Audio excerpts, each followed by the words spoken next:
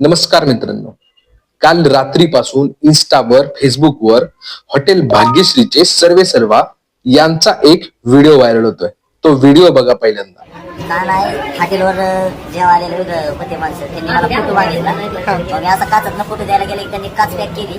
आत पॅक केली, त्यांनी लगेच गेअर टाकले. 140 स्पीडनं गाडी पळवून नेली. मला तिथं बुकी घातली.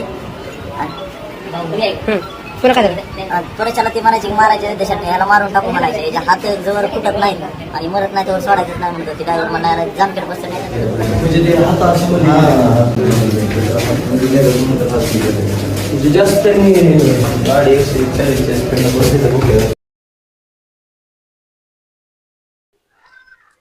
पहिल्यांदा तर मी ह्या गोष्टीचा निषेध व्यक्त करतोय आणि मला आणि माझ्यासारख्याच नेटकऱ्यांना पडलेला एक प्रश्न असा आहे की तीन बॉडीगार्ड असताना मालकांवर हल्ला होतोच कसा.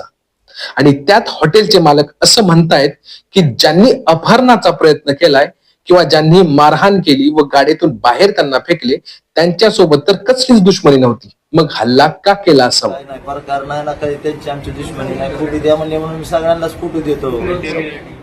लवकरच सत्य सगळ्यांच्या समोर येईलच. पण आता हॉटेलच्या क्वालिटी आणि क्वांटिटी पेक्षा नादकर्ती काय यायलाच लागते. अशा व्हिडिओ पेक्षा कुठे मारहाण झाली, कुठे भाग्यश्रीचा बोर्ड तोडला, कुठे हॉटेल भाग्यश्रीच्या मालकानं पैसे मागितले, अशी कॉल रेकॉर्डिंग व्हायरल करणे, अशा गोष्टी तर सध्या तरी मालक चर्चेत दिसून आहेत.